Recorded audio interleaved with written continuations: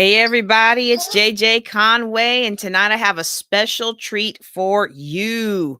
Before I start, I just want to remind you to sign up for Saturday's special Juneteenth celebration.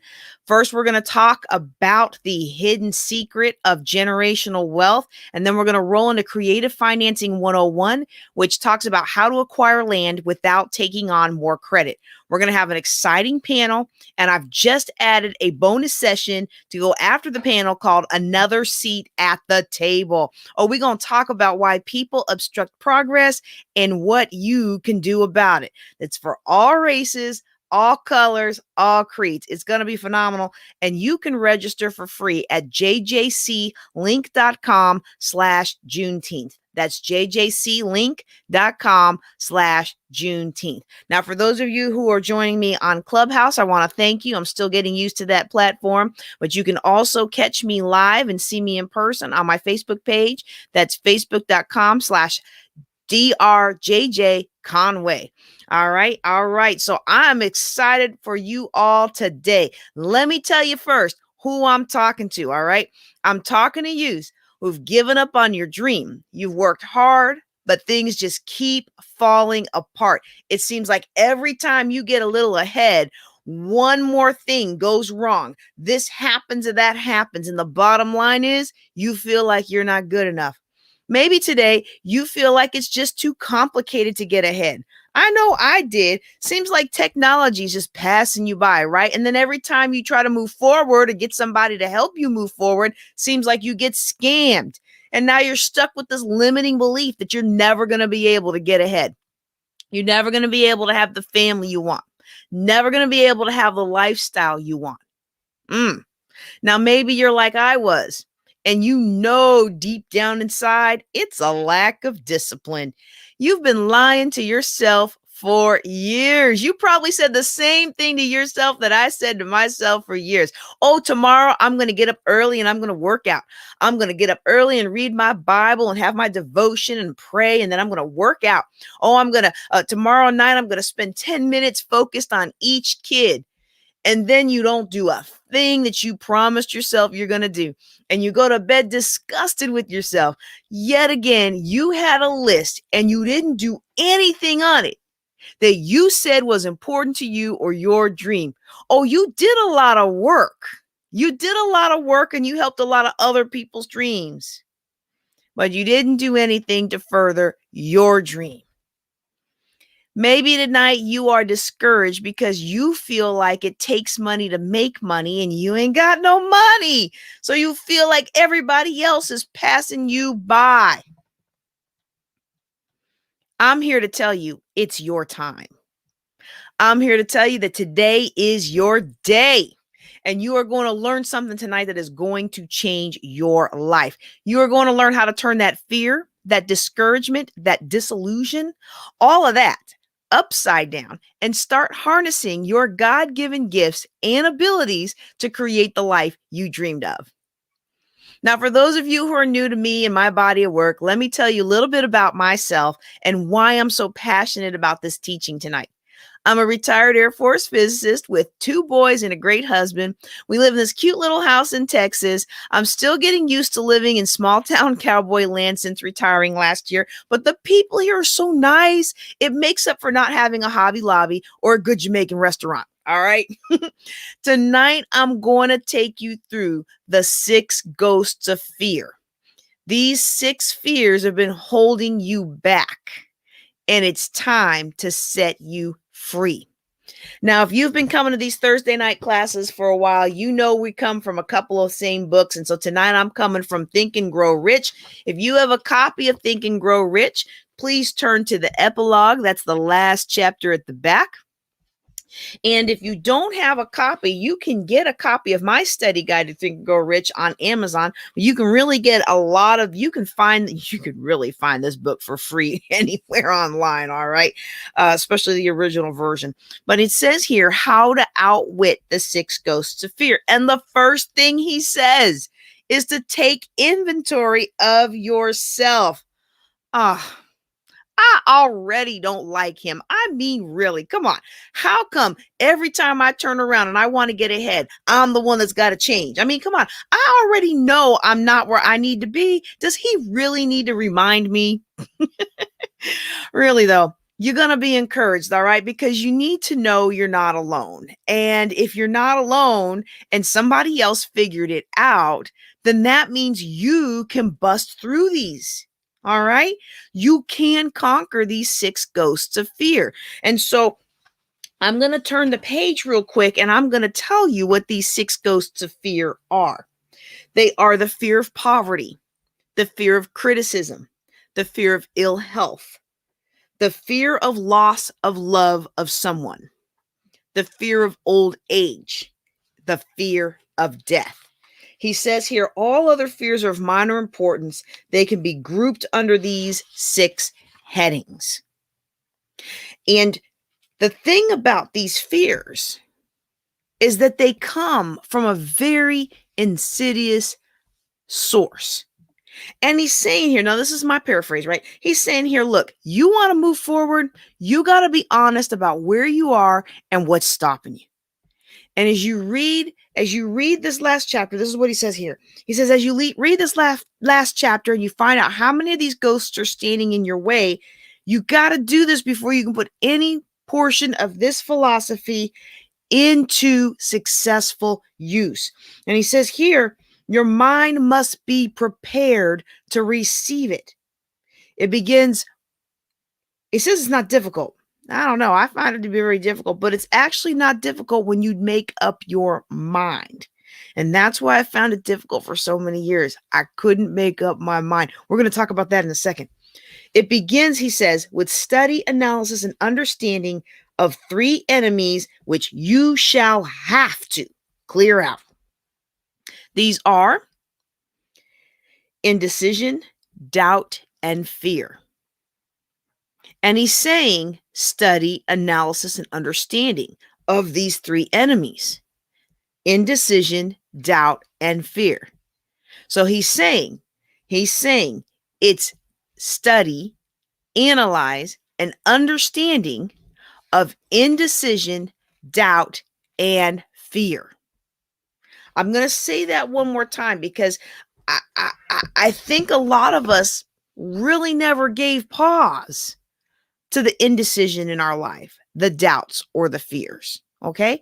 He's saying here it's study, analyzing, and understanding the indecisions, the doubts, the fear. And I really hope that as you think through this, that these really do seem to be the things that have commonly come up in all the chapters of Think and Grow Rich, of almost every self-help thing you might achieve, right? Indecision is what stops most of us. And so when we look at this, we're like, what do we do about indecision? Well, the opposite of fear is faith, right? And we've talked about that a lot on these Thursday classes, the cultivating of faith. And so then I look at these next couple of lines and he's saying here, indecision, doubt, and fear are the unholy trio. He says they grow without you even noticing them unless you work to notice them, which is where the study, analysis, and understanding comes in. He says they grow without their presence being observed. And they cut off your intuition, which is your ability to know without knowing, which is what helps you to tap into the will of God. Line 10, indecision is the seedling of fear. Remember this, okay? As you read, he says, indecision crystallizes into doubt. The two blend and become fear. Interesting that we've spent so much of the book about decision and will and persistence. Because, see, decision is the antidote to indecision. We've got to be in the habit of making decisions. There's a quote, and I'm not sure where it first came from, but I've heard it from several mentors that says, fear enters, logic leaves. And there's actually a scientific base behind that. I think we'll talk about that a little bit later. But think about it in your own life, right? Fear enters, logic leaves. I mean, how many of our bad decisions were made because we were afraid? What happens is when fear enters into our mind, our intuitive channel becomes blocked. And now we can't hear the voice of God. And our ability to discern that voice, to connect to God, it's cut off. It's like taking a garden hose and having kinks in the hose, or having your radio station between stations, right? It creates static. You've got this static. If you're turning the knob, I know some of you are like, "Who? What is she talking about? What's a knob? What's?" But there's a static in between the frequencies. And what he's saying here is, you are never going to be able to have free flow. Your ability to flow in your ideas, to flow in your purpose, to flow in your dream, to flow in your talents and your giftings, all of that becomes blocked when we are operating from fear or doubt or indecision. If you're all over the place, you can't decide. And I think indecision is a confidence killer. See, when we're indecisive, we're sending a message to our other than conscious mind that we're inadequate, that we're unsure, that we're not good enough. And many of us, we were programmed with those messages from birth. So you give that little thing an inch, oh, it takes a mile. And one of the key teachings that we have here at Building Wealth Together is that the universe likes speed, your mind likes decisiveness, and the marketplace rewards those who go first. I'm a firm believer, as a financial planner who's coached many, many people on how to manage their personal finances and how to take their businesses to the next level. I really believe you don't have to get it right 100%. You just got to get out there first and get that market share while everybody else is trying to set themselves up just right. While everybody else is playing around with the colors on their website and organizing their desk just right and trying to buy all the right lights and backgrounds and all this stuff, you get out there with your phone and do your weekly Facebook Lives. Oh, by the time they get everything just right and jump in, oh, you'll have captured so much market. You will have gotten better in the process that now you're making more money, you're accomplishing more, and you're changing more lives. The universe likes speed, and your mind operates best in decisiveness. Indecisiveness, not indecisive, indecisiveness, flowing in decisiveness. even now get this, even if you make the wrong decision. This is why coaching is such a powerful strategy if it's done correctly, because you can always change and adapt, right? You can always change and adapt from a poor decision. But if you don't make a decision, now you've just introduced something we find in line 10. Indecision is the seedling of fear. It crystallizes into doubt, and the two blend and become fear. This blending process is often slow. This is one reason why these three enemies are so dangerous. They germinate and grow without their presence being observed. Think about that for a minute. Indecision is the seedling of fear. Okay, so now fear is growing, right? He's saying that fear is the result of something that has been planted. Ooh. Indecision is the seedling. And the important thing is, think of a seedling in real life, right? It's not a seed. There's a difference between a seed and a seedling, but then it's not a tree either. And it's not even really a full-on plant, but there are roots, right? It's rooted. You can literally uproot a seedling and transplant it. You can transplant, get this now, your indecision can transplant fear into the minds of other people. Think if you're a leader, think if you're working with a team of people, think if you're leading a company and you're indecisive. Oh, if your indecisiveness is a seedling, Seedlings can be transplanted. They can take root and grow in the minds of other people, in the minds of your children, in the minds of your workers, in the minds of your team, in other areas of your life.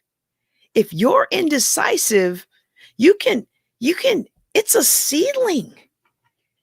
It's ready to grow. And I think that's really a powerful statement. It's ready to develop and grow, and it can grow on its own now. And it doesn't take as much care and custody and control as it did when it was a seed starting to sprout. It's a seedling. It has roots, right? It's rooted. So remember this as we think about these concepts. Indecision crystallizes into doubt. And I love the visualization because I think of something crystallizing into doubt. In clarity, you get very clear about your doubt, right? And he talks about crystallizing your doubt. Think about what that means. It's crystallizing this doubt. It's making the doubt very clear. And so it's like you've got stages. And for those of you who've done Think and Grow Rich with me, think about faith. We talked about faith, having faith in our doubts. Total faith in your fear. And instead of having total faith in your dream, instead of having total faith in God. And he's saying here that it crystallizes, the two blend and become fear. And the blending process is slow. And this is one of the reasons why they're so dangerous. And so if you have the book, I would really, and you haven't done this already, I would write the word cunning, because it really is. One of the reasons these enemies are so dangerous and cunning is they germinate and grow without their presence even being observed. You don't even realize how fear-based you've become. You don't even realize, and we're good at this, right? Like we tell ourselves, oh, I'm not being indecisive. I'm just being, I'm just making sure, I'm just researching. I'm just, it's prudent.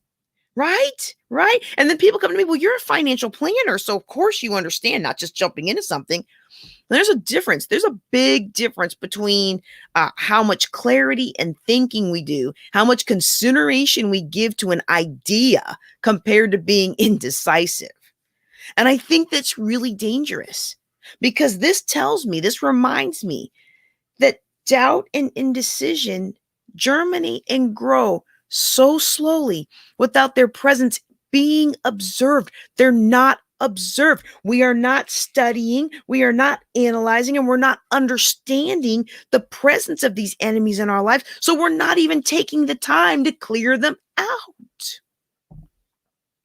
There was a program about food and health, and they talked about the danger of low levels of toxins in foods being more dangerous than having bigger toxins in the food.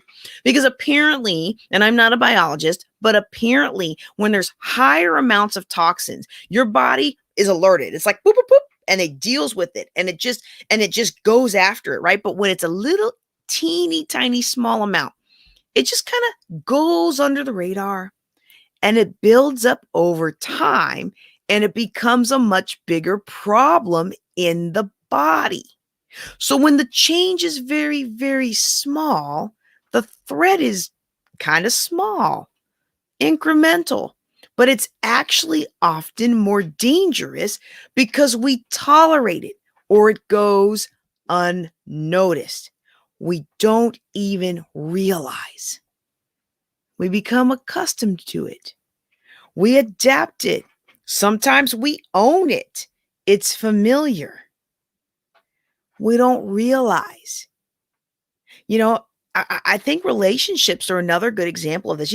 Some of you who've been with me for a long time, you notice that the concepts of financial success are actually the same concepts of all other kinds of success, right? But relationships are a really good example of that, because think about it. If people behaved the way, where they are after 10 years and they're treating you like dirt, right? Like if they behave like that in the beginning, you'd never tolerate it, right? But what happens is it gets there kind of slowly, bit by bit. And you kind of put up with it because you had a good 3 months and then you saw a little blip, but you just kind of put up with it. You didn't pay much mind to it. And bit by bit, it grew and grew. Y'all ever heard about this story of how you cook a frog? Okay, I think that's a really good example. Now I've not tested this, even all those years living in Louisiana, right? Both 2 assignments in Louisiana. And now look, look. No frogs were harmed in the production of this lesson. And also, I don't want to have any Facebook trolls like, oh, you know what? I tried it and he hopped out at 90 degrees. Okay, I get it. It's a metaphor. It's a metaphor. But for those of you who haven't heard this story, this illustration, they call it in the public speaking world, apparently, if you put a frog in cold water and you gradually heat it up, it's not going to jump out of the pan. I mean, okay, so that's not really actually true according to some people on Google, but I've not tried it. So I'm going with the story, okay? The story says if you put them in the cold water and you slowly turn up the heat, slowly, the change is slow. He's enjoying his little hot tub, and now suddenly it gets a little hot, right? But now if you just put him in the boiling water, the story goes, he'll jump right out. And it's kind of like how we are, right? See, here we're talking about indecision turning into this kind of deadly fire. And I think it's really powerful. You don't even realize it. It becomes acceptable. You accept it, and it's cunning. That's why I say it's cunning, how it works, because you just get used to it and you don't even realize it. It grows and it takes roots. So how do you fight that? Well, you fight it with decision. Decision. You've got to decide if decision is your way out. Like you've got to decide to start making decisions. And if you're going to cut away what you don't want, you've got to choose what you're going to do. Now, I want to talk a little bit more about fear, because fear, it's an emotion. It's a powerfully negative emotion, and it's different from concern. You have a healthy concern. Maybe, concern. I don't know if we would call concern an emotion. I mean, is that an emotion? I think it's on the list of emotions, right? Maybe concern is an awareness, right? But it's definitely not anywhere as negatively charged as fear. And so I think about fear. One of the other things is that fear is a trigger chemically in the brain. And like I said, we're gonna talk about some of these doctors in a second. I'm gonna tell you what Dr. Bruce Lipton said. But when Napoleon Hill here in Think and Grow Rich says you got to study, analyze, and get understanding about this, what I realized for me is that oftentimes and perhaps you as well, I used to think that fear is an indication that I should not do something. Oh, I should run away, avoid. It's like, oh, I should just go, I should just get away. But fear isn't always saying stop or run away. It's like a blinking yellow light. So if you're driving down the road, right, and we've got all these back roads, you're driving down the road, you see a blinking yellow light. You don't stop, right? As a matter of fact, if you do stop and someone's behind you because it's yellow and not red, you could cause an accident because they are not planning on you stopping. You are to proceed with caution. Caution. Another example, if you're on the top of the building, okay, and you're in the center of this building, and on top of a 100-story building, if you're on the center of that 100-story building, you would feel relatively safe in the middle of the roof on top of the building, right? And the closer you got and walked towards the edge of the building, well, now you're going to experience a heightened level of concern. And then as you got closer and closer, fear. Now, the fear is not saying don't go to the edge. What it's saying is, hey, look, you're now on some new territory. The territory you're entering now has different consequences. So now every step closer to that edge has a different consequence. And when you were in the center of the roof, you may not have cared how windy it was up there, because you're so far away from the edge. It really doesn't matter. But now that you're getting closer to the edge of the roof, you might want to take note of how windy it is, right? When you're in the center of the roof, maybe you didn't care to notice if there was gravel that was loose, and maybe it was a little slimy from the air conditioning algae or something. I don't know. I'm just kind of making this up as I go along, right? But as you get closer to the edge, now all of a sudden I'm watching my footing, right? I'm looking to see who's around me, who might bump into me. Is there something that I could trip over? I mean, come on now. Fear is not telling you don't go closer to the edge and enjoy the beautiful view. It's saying proceed with caution. So think about what you're about to do. Think about what you're about to do. That's what fear is telling you in today's world. Now, I realized that the way that I operated was as soon as I got the first sign of fear, boom, I pressed the brake. Man, as soon as my current husband had one little trait that was just like my ex-husband, oh, stop everything.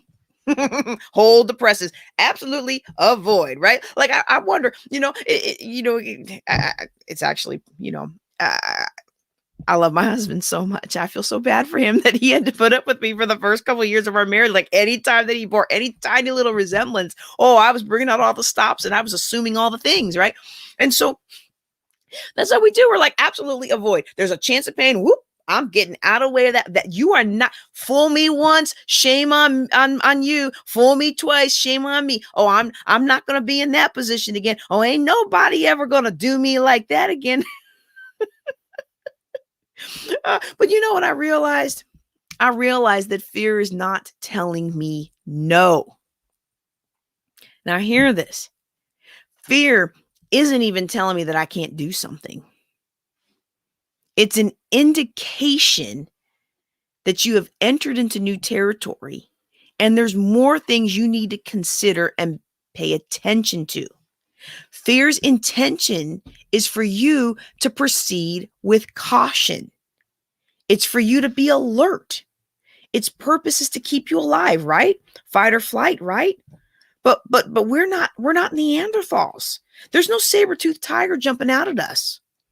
For 99% of what we do and in 99% of the world, 99% of the people that are watching me on Facebook or YouTube or listening to me on Clubhouse right now, 99% of us, we are blessed enough that we don't have to worry about our fears being life or death situations. But our body is convincing us differently because it's responding as if it's a life or death situation. Some of you might remember I did a program, Self-Image Mastery, where Dr. Harold Bafidis introduced me, and he quoted, oh man, it'll come back to me. Maybe it will or won't. But the quote is, Mark Twain. He said, if a cat sits on a hot stove, then it won't sit on a hot stove again. But a cat won't sit on a cold stove either. In fact, that cat just don't like stoves. And we do the same. Oh, I'm done. There's that fear. I'm out. Not doing any of it. When actually, maybe what we're responding to was just a particular time, a particular circumstance, a particular part, a particular observation. And maybe it even wasn't that bad as we think it was. But that's what we do with our fear. That's what we do with fear. Maybe that's what fear does to us. It becomes a magnifier. So you'll have people that have gotten themselves hurt financially and they think they'll never invest again. Oh, don't I understand that? $845,000 of debt, y'all. Well, stocks are out. I got hurt investing. Well, real estate's gone. Lost everything in the real estate market. Banks, can't trust them. People, relationships, I got scammed. I don't have no use for anybody anymore. You're crossing everything out of your life if you listen to fear. And it is possible that there might be some danger there. But what fear does is it compounds the issue. And remember, when fear enters, logic leaves. Logic leaves our thinking, and it's actually biological. I met Dr. Bruce Lipton at a couple years back at a John Maxwell conference, and one of the things he says about stress is that there's three important things that happen when we're in that fearful fight or flight stress situation. And like I said earlier, even though most of us are not experiencing a life or death emergency, we are breeding a stress response in our bodies that's as if we were under a flight or fight situation. Okay. So the first thing that happens is the blood moves away from digesting the food, the stomach, the internal organs, all the blood that's working the internals goes out to the limbs, your hands and your legs, so that you can run away from the tiger. Okay. Even though in our lives right now, it's not really a tiger for most of us, right? But in the fight or flight, the blood moves out and you go into a state of protection. The second thing he says is that the immune system shuts down. Ooh, especially if you're still worried about COVID and all these. Oh, never mind. I'm not going to go there. Especially if you're worried about COVID. Hold on. Let me just take a sip on that. Non-alcoholic. Let me reset. The second thing he says is the immune system shuts down because you don't want to fight off a cold if you are about to be eaten by a tiger. Like the body says, in the great scheme of things, I'm about to be eaten by a tiger. Should I put my blood in the legs to run away, or should I put the blood in to fighting off this cold? You know what? I'll be thankful if I have to worry about a cold tomorrow. Right now, I got to worry about getting eaten by a tiger, right? So you kind of got to use that energy to run from the tiger. So it saves the energy from your digestion. It saves the energy from your immune system. And then the third thing, which is really relevant to this discussion, the blood moves away from the forebrain to the hindbrain, because guess what? You're not trying to reason and think logically with this tiger. You want the part of the brain that controls the reflexive reactions to be able to get away. Your reflexes, right? Like you're not trying to think about this, right? And so your body is very well designed to protect you. And what we're responding to, even though there's no tiger, results in this impact. So what happens when we're stressed? Our digestion lowers, our immune system stops working, and we can't think. Oh, oh, oh. Oh, oh, oh. We can't think. We literally cannot think straight. We can't come up with new ideas. We can't come up with creative solutions. Fear entering and logic leaving is a problem, and we need to be aware of it. Hill tells us we need to analyze, study, and understand this. And because see, what happens is the fear stops us from engaging in growth because we're going to avoid anything like that, right? And that's what a lot of us have been doing. And there's so many people who get the thinking part of Think and Grow Rich, right? They're like, oh, I'm going to think and I'm going to get rich, right? And I like the rich part because that's what I want. And then they think, this is what they think. Okay, that reading is a thing.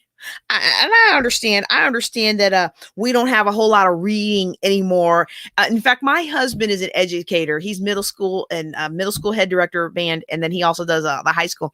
And they had to take a class a year or two ago, maybe 3, about how to teach kids who can't read, not to teach kids who can't read, how to teach the masses without reading, because more and more kids aren't reading, right? So people say think and grow rich, but what they really read is, I think they think the word grow is get, because what they walk away with is think and get rich.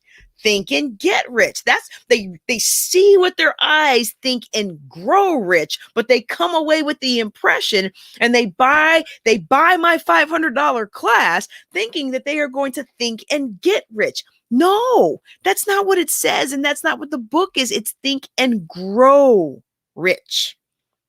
It's a becoming. It's a becoming. It doesn't happen unless you grow. You have to grow and step forward into it. You have to opt into it. I can't do it for you. And that means you've got to make the decision that you are going to grow. You are going to make the decision that you can't hide away. You are going to make a decision that you got to step forward and do everything that it takes. And I think it's smart that this is the last chapter, right? Because I mean, that's really the block for us, isn't it? It's the block. And he says in there, the whole philosophy can't be applied if you are subject to the 6 basic fears. These 6 ghosts of fears, and he goes into great detail about them. I don't have at liberty the time to discuss right now, but I if there's enough interest, I'll put together a separate class on it. So reach out and let me know, okay? Reach out and let me know if that's something that you're interested in. But he lists them, and then he goes into great detail for an epilogue. He goes into great detail about what they are and how you know that you're hamstrung by the indecision and the doubt growing into fear. And you know it because these 6 fears are stealing away everything that you want. The fear of poverty, the fear of criticism, the fear of ill health, the fear of loss of love of someone, the fear of old age, the fear of death. And like he said, like we read earlier, every other fear falls into one of these categories. And the way you deal with it, the way you take charge back of your life is through decision. Your decision to have faith. Your decision to have faith in yourself. Your decision to have faith in your dream. Your decision to have faith in the God who gave you the dream and has fully equipped you to accomplish all that he has called you to do. When you decide to have faith, you overcome every negative influence that the enemy uses to instill, nurture, and grow fear inside of you. When you decide to have faith, you take charge back of your life and you open yourself to achieving all that you desire and all that God desires for you. Before I close tonight, I just want to remind you that this is a snippet of Think and Grow Rich. We're going to be starting the whole book over again in fall. And I want to encourage you to sign up for Saturday's special Juneteenth celebration. For those of you who came on a little late, we're going to be talking about generational wealth. We're going to talk about creative financing to acquire property without taking on more credit, because y'all know I don't like investing in real estate that adds more credit to your bottom line. We're going to have the panel, and then I'm going to do a bonus session on another seat at the table. I am so excited for it. I know I sound a little tired right now because I'm just so passionate about this topic. I've kind of given it all out. But you can register for free. If you ever wondered when people, they're like, oh, I'm so excited about this. And you're like, really? Because you really seem like you're tired to me. But you can register for free at jjclink.com/Juneteenth. I'm going to stay up for just a few minutes to see if we have any questions. We are broadcasting to several platforms, so it's going to take me a few seconds to actually go through them. If you have a question, you're welcome to ask it live or drop a question in the comments. I hope that you have been encouraged. I hope that you've been encouraged to face your fears and not run from them. Analyze, study, and understand what's going on here and begin to take your life back. Make the decision to take back your life. I'm JJ Conway. Thank you so much for watching and listening. Y'all take care and be blessed.